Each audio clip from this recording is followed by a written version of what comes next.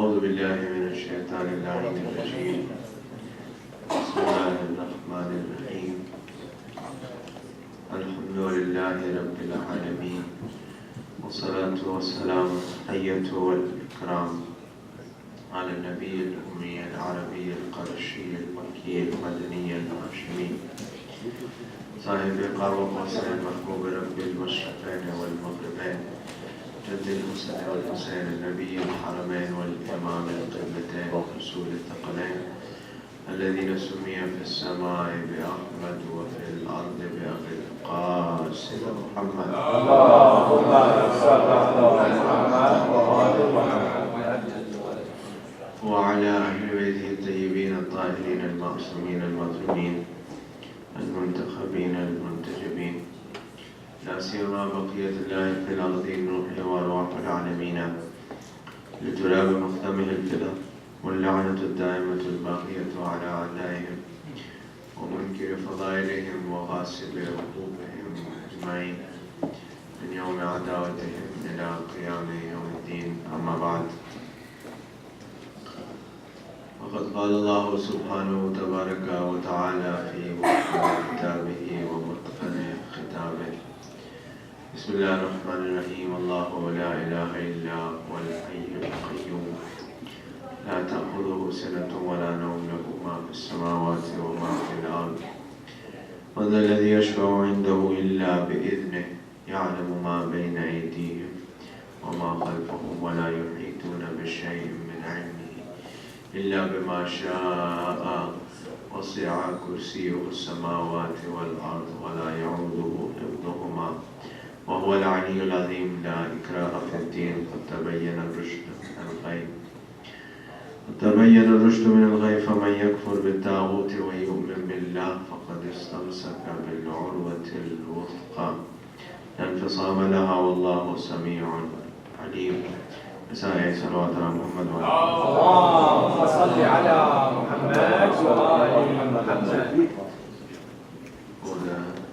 شهداء of Karbala and the prisoners of Karbala recited on the salawat اللهم صل على محمد وآل محمد.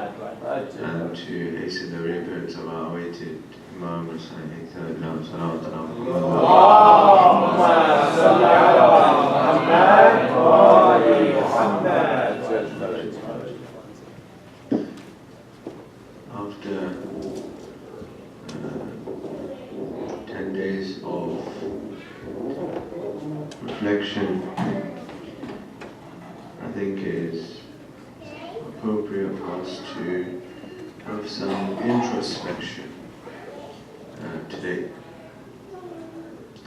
Today is a very important day, and it's particular to Muhammad sallallahu alaihi wasallam.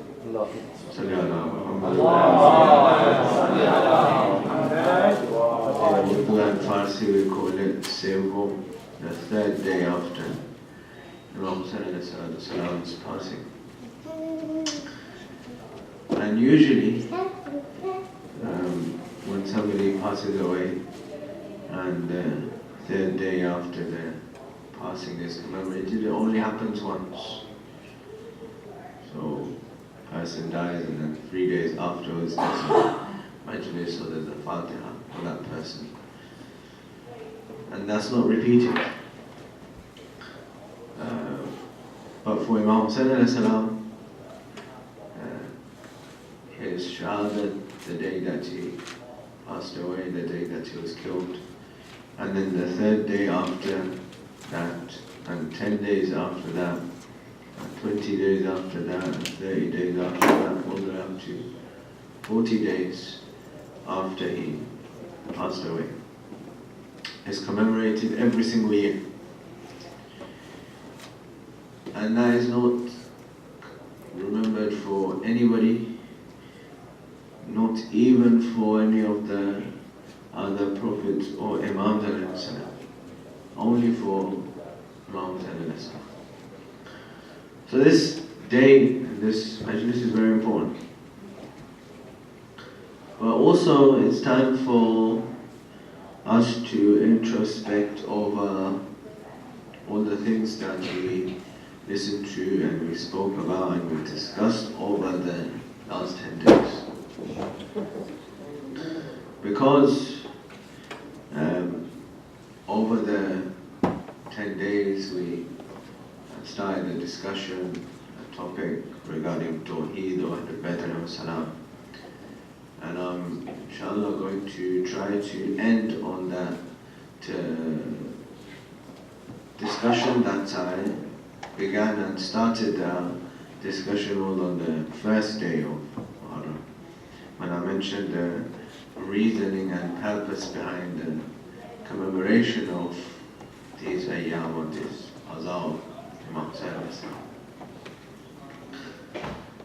But just as a recap to all the things that we discussed, we mentioned regarding correct understanding of Tawheed and incorrect understanding of Tawheed, and what is it that's necessary for correct understanding of Tawheed, why is it that there's incorrect understanding of Tawheed. And then we looked at various areas or various points regarding the topic of Tawheed. We spoke about the problem of evil, we spoke about superstition, we mentioned the ritual of Hajj as a manifestation of Tawheed. Then we also spoke about Qada and Qadr, fate and destiny, how that is influenced and how that relates to the topic of Tawheed. And in addition to that, we mentioned the Holy Prophet of Islam and how his contribution and his existence is vital to understanding Tawheed. And then we, in the last majlis before Ashura, mentioned the Urwatul Wuthqa, and what does that mean and how it is related to the matter of Tawheed. Today I want to reflect on all of those things, give a little summary regarding the origination of how we brought about this current way of remembering Imam Hussain, starting from, of course, the 13th of Muharram 61 after Hijrah. Because tonight is the eve night of the 13th of Muharram. And 13th of Muharram is the day in which Shuhada of Karbala, Imam Hussain and all the Shuhada of Karbala are buried on the 13th of Muharram. So if we recall that as the day which initiates the mourning, in reality, of course, the mourning is initiated on the day of Ashura, the moment that Imam Hussain is killed. There is mourning. But if we say, for example, that this is the day that they're buried and this initiates the day of the mourning, what kind of initiation did that take, and what are the forms that developed of it up until it reached to us today? So initially, of course, the mourning was concerned solely with the events, the tragic events of the day of the 10th of Muharram. But in reality, if we were to examine, and usually we reach the pinnacle of our mourning and grief on the 10th of Muharram, on the day of Ashura, and then after that we return back to our original lives. Whereas in reality, the day of 10th of Muharram is not the pinnacle of the grief of Imam Hussain, but it's the day of the beginning of the grief. So in reality, the original commemorations by the women and children of Imam Hussain are surrounded around just the tragic events of the 10th of Muharram. Everywhere they go, whether they reach Kufa, had delivered sermons making people aware of what happened on the 10th of Muharram. Then they go from Kufa to Sham, and each of the places that they pass through and they go through, they are recounting the events of 10th of Muharram. Even after returning to Medina, they continue to recount and to tell people about the tragic events of 10th of Muharram. So even years go past. In reality, years go past. It's not as though they return to their normal lives as soon as they reach back, but in reality, years go past after the day of Ashura, after the 61st year after Hijrah, for the mourning continues until the revenge of Mukhtar and Imam Sajjad alayhi salam's announcement to end the mourning. And it's mentioned that after years, people saw that there was smoke coming out of the houses of Bani Hashim, because up until then there was no cooking of the food and nothing other than grief was being commemorated for all these years. And Imam Sajjad alayhi salam, of course, mourns for 35 years continuously. That kind of grief and that kind of mourning, you and I, we can't do it.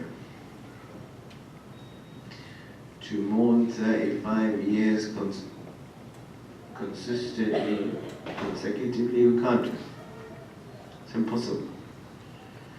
But, and again I'm saying this, but I'm sure that you will not remember that last year when I came I spoke about this and I referred to this, but I'll repeat it because it's an important thing to mention. And that is that somebody who goes through something like that on the 10th of Muharram, after that, for a person to remain sane, shows the strength of the mind of that individual. Of the mind, right? So the mourning is not a senseless or a meaningless mourning. No, it's a mourning that Imam Sajjad alayhi salam is called Sajjad. And the meaning of Sajjad in Arabic, there is Sajid, which means the one who prostrates. And Sajjad is the one who doesn't leave any part of the earth without having prostrated on it. Not an ordinary person who just does sajda. No, who excessively is called Siratul Mubaligha. Excessively prostrates. So he's not just, in reality, he's not just mourning, that is mourning 35 years consistently, he's doing everything else in his life as well. But he's telling me that this is how important this commemoration is to me, that I'm doing everything else in my life. But whilst I'm doing that, mourning for Imam Hussain alayhi salam is important. Now there's groups of people during this time who either didn't know about what's happened at Karbala. For example, they're in prison in Kufa, and when you're in prison at that time, it's not like being in prison today. Aliyadu billah, God forbid if anybody has to go to prison today. But if you go to prison today, you get TV in prison. If you go to prison in that time, you don't know whether it's daytime or it's nighttime. In that time, if you're in prison, you don't know what time the day the sun came out and what time it went down. You are totally cut off from the world. So that when you don't even know whether it's day or night, it's impossible for you to know what's going on in the world. Even in the same place that you're living in, let alone in a different place. So there's people who don't know, they don't find out about the event of Karbala on time. And then there's people who know, they knew, but for whatever reason were not able to reach Imam Hussain alayhi salam on the 10th of Muharram. All of these groups of people together are very guilty that we weren't able to save Imam Hussain alayhi salam, we weren't able to become shaheed with Imam Hussain alayhi salam. So what shall we do? So they gather, different groups of people gather and they try to seek revenge from Banu Umayyah. The first movement is called the Tawabun movement. It's led by Sulaiman ibn Surd al-Khuzai, who was one of the companions of the Prophet. And so he's very old at this moment in time. Then there's other movements led by various different individuals, and the most successful out of all of those movements is the movement of Muqtar. This comes all the way up to now our fourth holy Imam alayhi salatu salam has been mentioned, and now in the time of our fifth holy Imam alayhi salam. In the time of our fifth holy Imam alayhi salatu salam, there's another individual who's the brother of our fifth holy Imam, Zayd ibn Imam Zaynul Abidin alayhi salam. He also organizes a rebellion, a revenge against Banu Umayyah. And interestingly, most people who join this rebellion and this movement are not followers of Al-Rebellion. The vast majority of people who join this movement are people from different schools of thought, who are unhappy with the Umayyad tyranny. In fact, to highlight how important or how diverse this movement is, it's interesting to note that in history we find that Imam Abu Hanifa had given a fatwa of the wujub of joining the army of Zayd.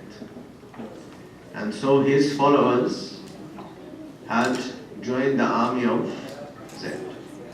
Now in the time of our fifth holy Imam, and coming to the time of our sixth holy Imam. Our sixth holy Imam's time coincides with the end of the Umayyad rule.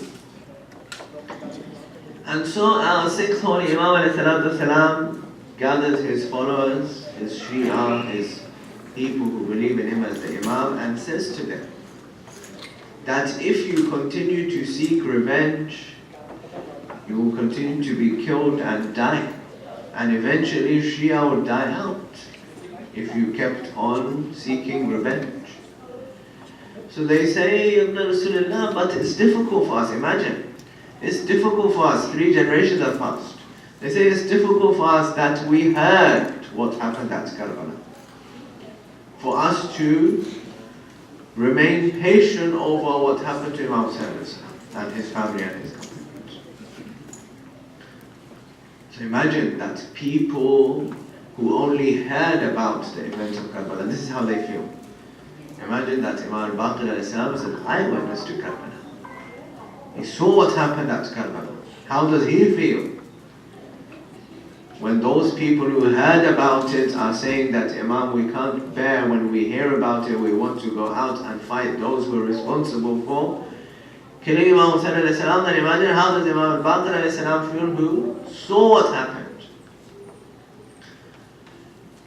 So now it's the time of Imam Sadiq alayhi salam. He says that we have to change our tack and policy from revenge into commemoration. Why? He says because if you start this memory, this commemoration, this remembrance of Imam alayhi salam, number one, you're going to save your lives because you're in a minority, you're few in number, and you'll never be able to overcome them militarily.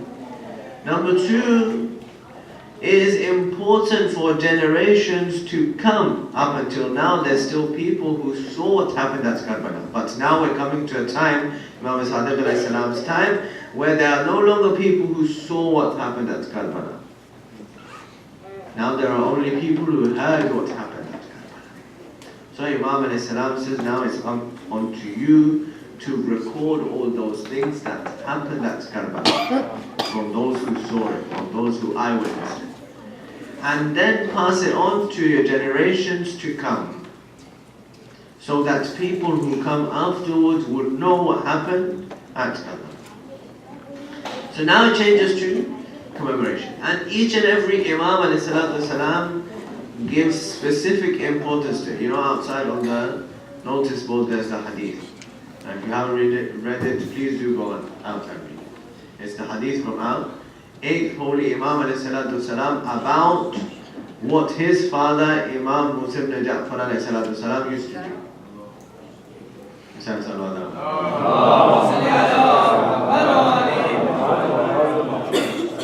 That's on the moments that the moon used to be sighted for Muharram. He used to change his way, his attitude, the way that he looked. In fact, some of the people narrate that we didn't used to have to go and see that the moon had been sighted.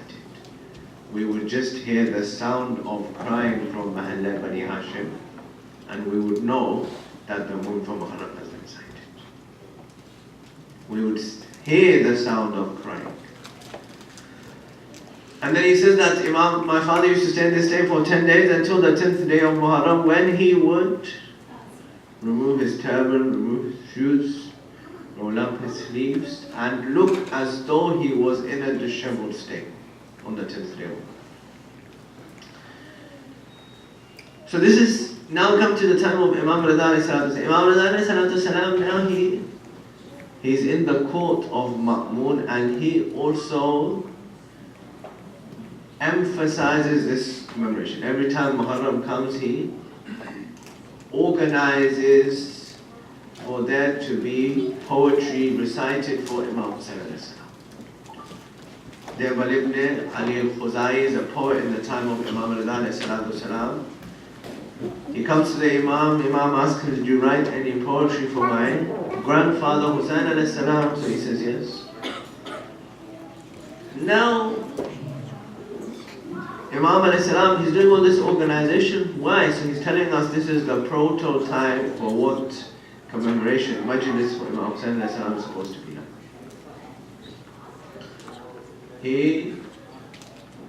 He organizes there to be farsh be laid out, carpets be laid out, and he organizes for a member, and he puts out a partition between the room.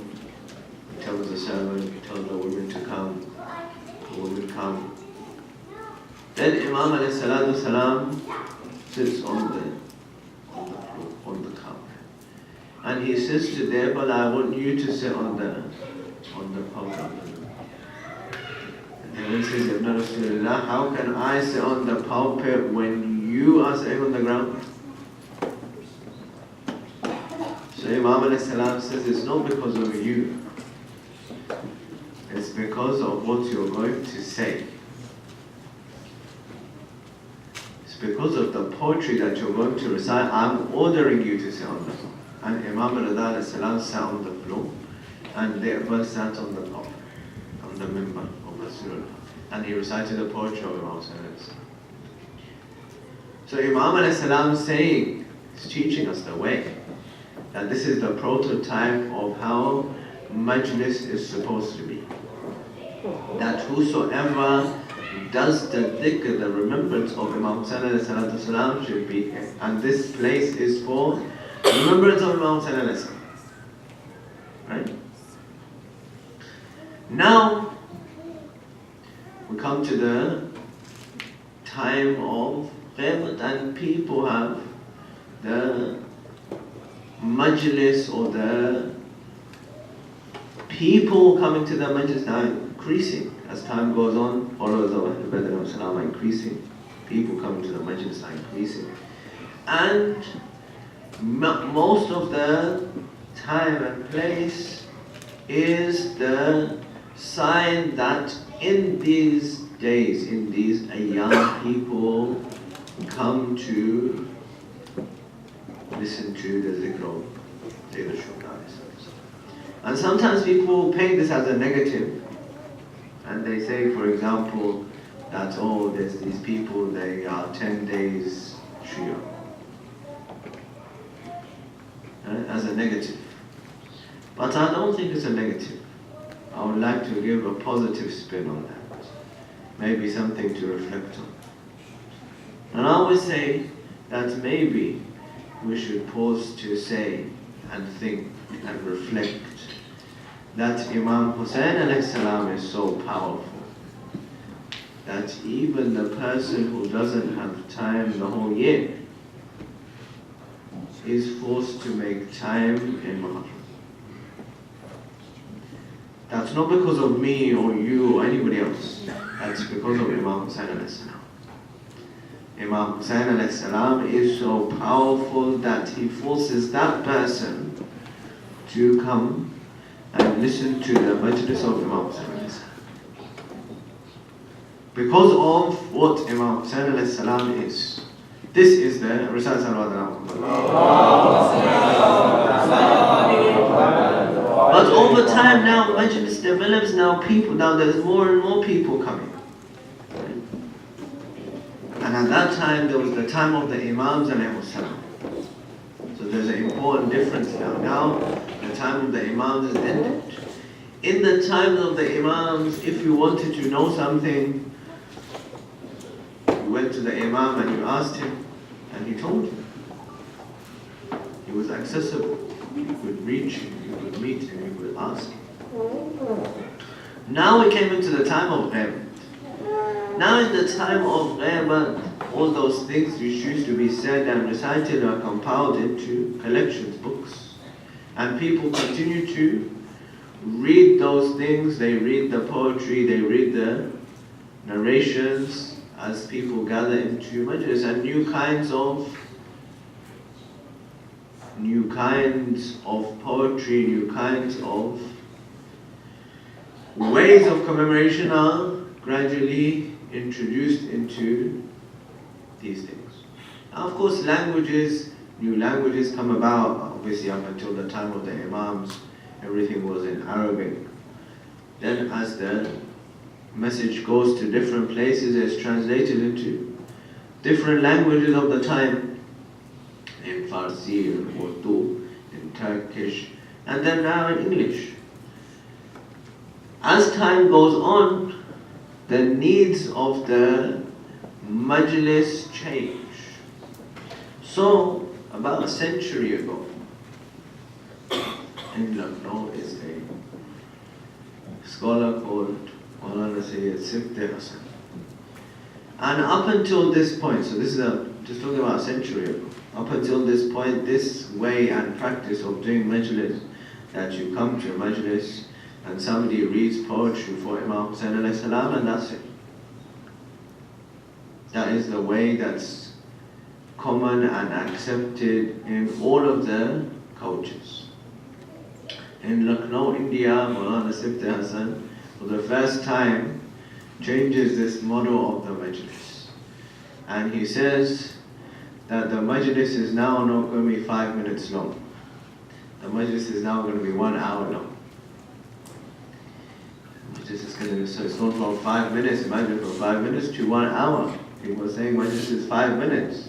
How is majlis going to be 1 hour? What are you going to say in 1 hour? So he says, what we're going to say in 1 hour is we're going to start with an ayat of the Quran. And then we're going to mention a hadith of the Prophet. And then we're going to tell you some stories. And then we're going to end with that Masail at the end. This format is so popular that now every single language has adopted this format. They say to him, why are you making this 5 minutes to 1 hour? He says, people are coming to listen to grief about Imam Hussein alayhi salam. So when they're coming here to listen to grief about Imam Hussein alayhi salam, it's our responsibility to tell them what the message of Imam Hussein alayhi salam is about as well. So that when they come, they find out what is it that Imam Hussein alayhi salam did all of this for. And the khulasa summary of everything that I've said over the last 10 days is that Imam Hussein alayhi salam did all of this so that number one, you and I can be good people. And number two, so that Allah subhanahu wa ta'ala can be recognized in the way that He's supposed to be recognized. Recite salawat ala Muhammad.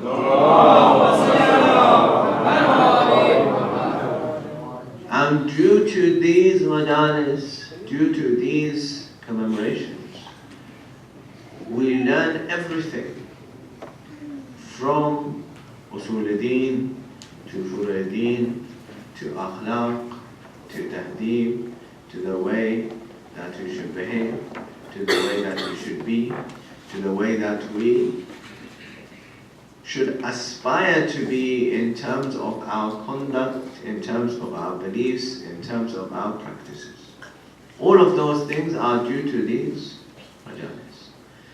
And as far as remembering commemoration is concerned, this is to do with how the heart and mind feels that person who has as much ma'rifat of Imam Hussain alayhi salatu wasalam feels this musibat, this grief closer to them. And of course there's nobody who has more ma'rifat of Imam Hussain alayhi salam than the Imam of our time. Right? So he has the most grief. The Imam of our time is grieving the most.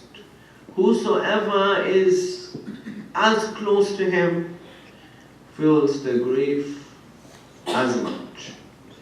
The more distant I am from him, the less I feel the grief. And for Imam Hussain alayhi salam, this is exclusive and special for Imam Hussain alayhi salam. It's not for any other person, any other personality, only for Imam Hussain alayhi salam. Otherwise, they're born 10th, 20th, 30th, 40th, not even of the other Imams alayhi salam.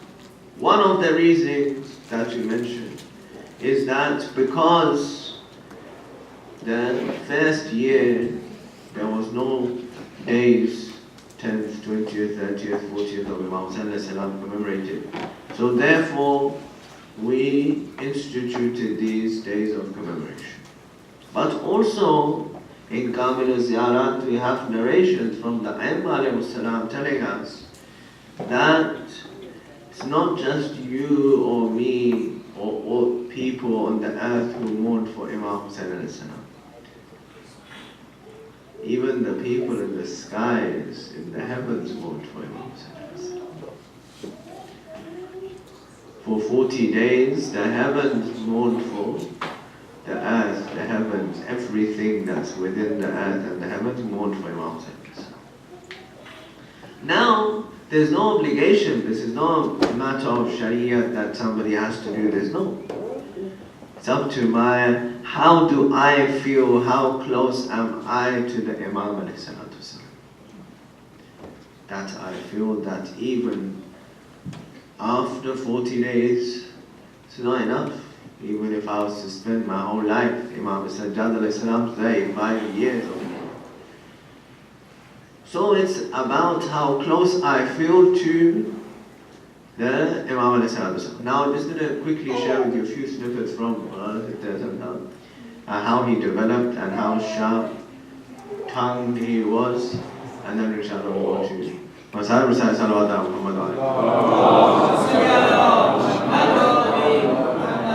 I was intending to be short today, but let's see. Recite another salawat.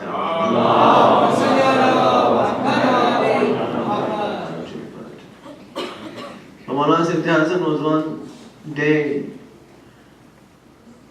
reciting the Az-Zahra of Amirul Mu'mineen alayhi salatu wasalam, and during that he said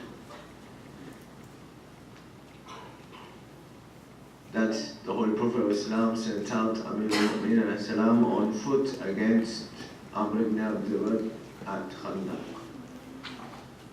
So as soon as he said this, there was somebody in the crowd who got up and said that wasn't there, didn't Rasulullah have any horses, any camels that he could have given to Ali alayhi salatu wasalam, that he had to go on foot against Amr ibn Abdul. So remember, usually I come to Majlis, speakers come to speak at Majlis, we think about what we're going to say, then we say it. If somebody asks you a question in the middle of the lecture, you have to respond impromptu. So straight away, even without blinking, Maulana says that, didn't you note that Rasulullah had said that barazal iman kulluhu ila shirk kulleh, that I'm sending out the whole of iman against the whole of shirk. If Ali alayhi salam had gone on the horse or on the camel, some people might have put the horse and the camel as part of kulli iman. So therefore Rasulullah sent him on foot so that you know that kulli iman is only Ali ibn Abi Talib alayhi salam.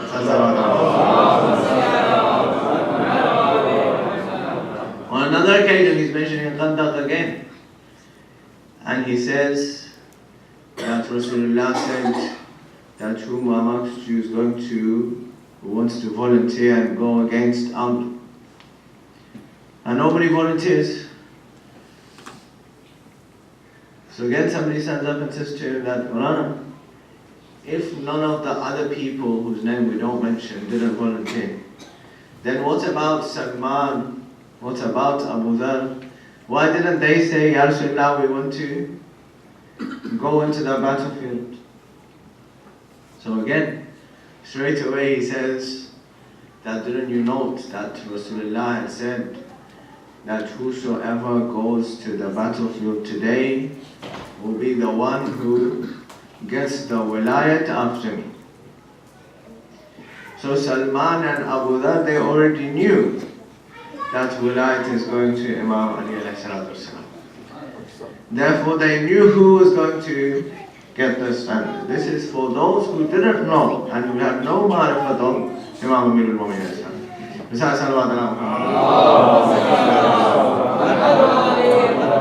But in reality his kamal and genius was when he would narrate the incidents of Karbala. One such incident was that he was narrating the Shahadat of Imam Hussain alayhi salatu wasalam. And whilst he was narrating the incident of the Shahadat of Imam Hussain alayhi salam, it was so powerful and so vivid that a child got up in the majlis and he said, where is Imam Hussain alayhi salam? I'm going to help him. Where is Imam Hussain alayhi salam? I'm going to help him. And you recall the other day I mentioned one of his sentences regarding Abu Fadl Abbas alayhi salam, that when he fell from the horse, one says that it's instinctive. Whenever you fall, you use your hands to support yourself. But Abu Fadl Abbas, when he fell from the horse, he had no hands. One more from the narrations of Karbala that I want to mention, and then inshallah ta'ala we'll conclude the majlis. He says that on the night of Sham al-Ghariba, when the day of Ashura passed, and in reality this was one of the most difficult moments, that all the men who was there, they've been killed, and then apparently the moment or the pinnacle of grief has come. But for everybody who's left, this is just the beginning. So he says that when the day passes of Ashura and the night comes, the enemies come towards the tents of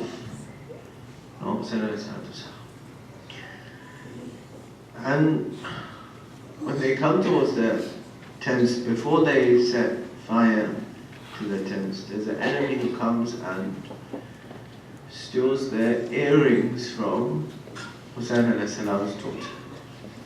Maulana says at this moment, and really it's a heartbreaking sentence, he says,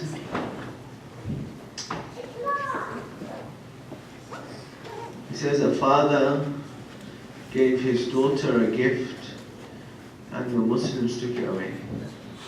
He says the father was Rasulullah, the daughter was Fatima, and the gift was Father. He says, but there's another father who gave his daughter a gift And the Muslims also took that away.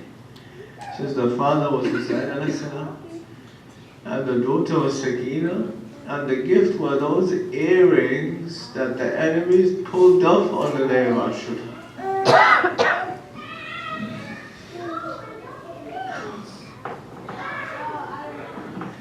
Qur'an says, I swear by Allah that that gift of the earring was no less in rank to the gift of Fadak from Rasulullah.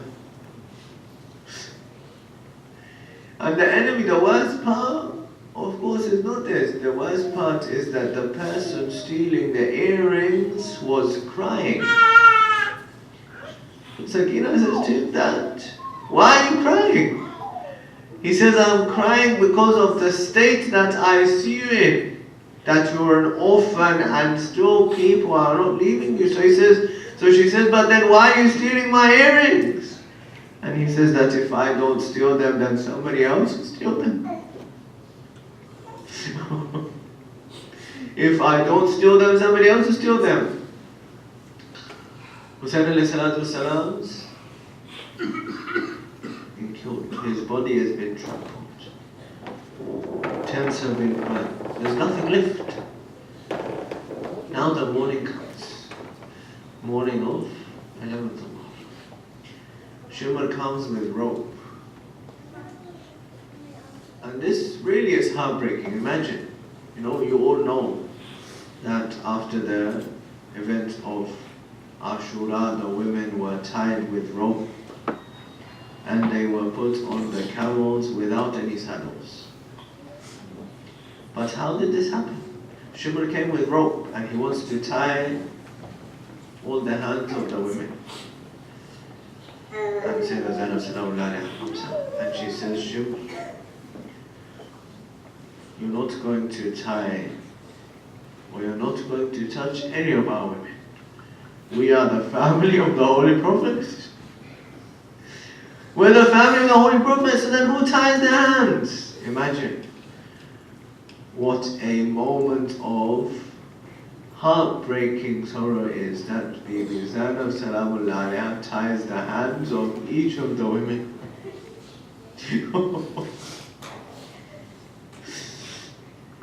And then she puts and helps all of those women onto the camels without any saddles.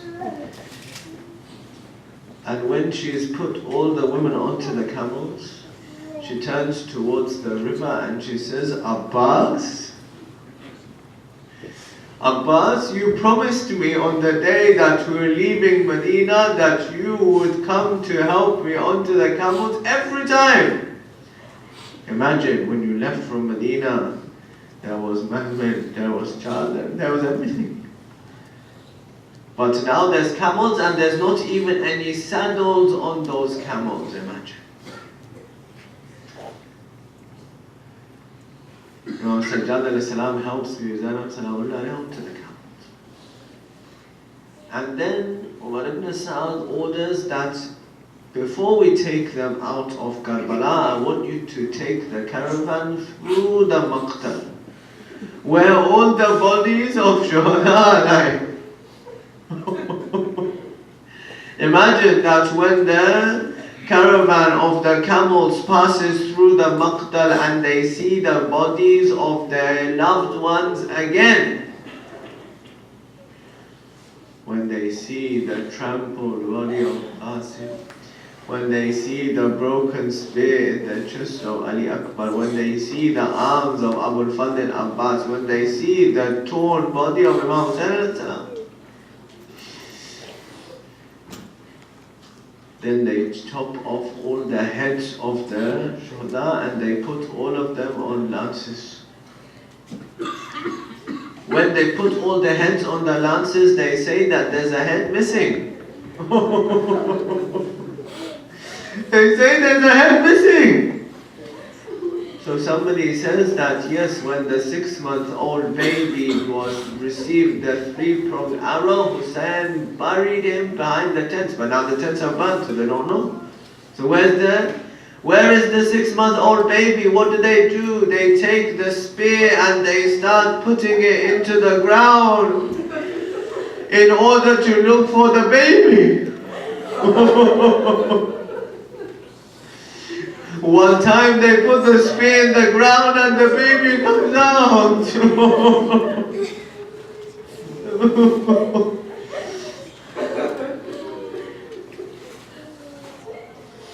Now they take, the baby is also on the spear. They take all the spears and they take the women and they proceed towards Kufa. Ibn Ziyad said, I want you to come to me. They proceed towards Kufa. When they arrive outside of Kufa, those of you from Ziyad, you know that Karbala to Kufa. So on the way to Najaf is 55 miles, Kufa comes 10 miles before that. When they arrive, they reach there at night. So Ibn Ziyad sent a message to Shimr and he says that you wait outside because we're decorating the city of Kufa with celebration that Yazid has won. So it's the night time. When it's the night time, Bibi Zainab Salamullah alayha says to Shimr that allow us to enter into Kufa at night so that people don't see us. And Shimr says something heartbreaking that reminds me of Zainab Salamullah alayha of something 2 decades ago. He says, Shimr says, Zainab, today you haven't come here as the princess of Kufa. Today you come here as the prisoner of Yazid. Zainab Salamullah alayha is reminded of that moment 2 decades ago. That when Imam Amirul Mu'mineen as-Salam moved from Medina to Kufa and he was bringing Sayyidah Zainab Salamullah alayha into Kufa, he would stop at every intersection at Kufa and say, Zainab, this is the first street of Kufa. This is the second street of Kufa. When he gets to some number, Zainab Salamullah alayha says, Baba, you should show these streets to my brother Hussein, or to my brother Abbas, or to my brother Muhammad Hanafiya, or to all the other men. Why are you telling me? Imam Amirul Mu'mineen says, Zainab, I'm telling you because one day you're going to have to come and see each one of these places. You're going to have to walk in each one of these places. The morning comes. When the morning comes, they enter into Kufa. When they enter into Kufa, there's people gathered on the streets, on the roofs of their houses, and they're throwing down dates on the people. Zainab Salamullah alayha says to Umar ibn Sa'd, silence the crowd, there's too much commotion. She says, I can't do that. She says, I'll show you how it's done. She silences the crowd. She gives a khutbah in the bazaar of Kufa. She says, O people of Kufa, you deceived us, you called us here, and then you deserted us, you left us. Then she enters into the court of Ibn Ziyad. This is the court of Ibn Ziyad. When this is finished, last sentence. This is the court of Ibn Ziyad. In the court of Ibn Ziyad, she starts to deliver a sermon, the famous sermon of Kufa. Abdullah ibn Afif Azdi is a companion of Imam Amirul Mu'mineen. He lost one of his eyes in the battle of Jamal and another eye in the battle of Siffin. He's sitting there in the court with his companion and he shakes his companion. He says to him, has the day of judgment come? He says to him, has the day of judgment come? His companion says to him, what kind of strange question is this? What are you asking me? Has the day of judgment come? He says, my master Imam Amirul Mu'mineen was killed in this city of Kufa in the 40th year after Hijrah.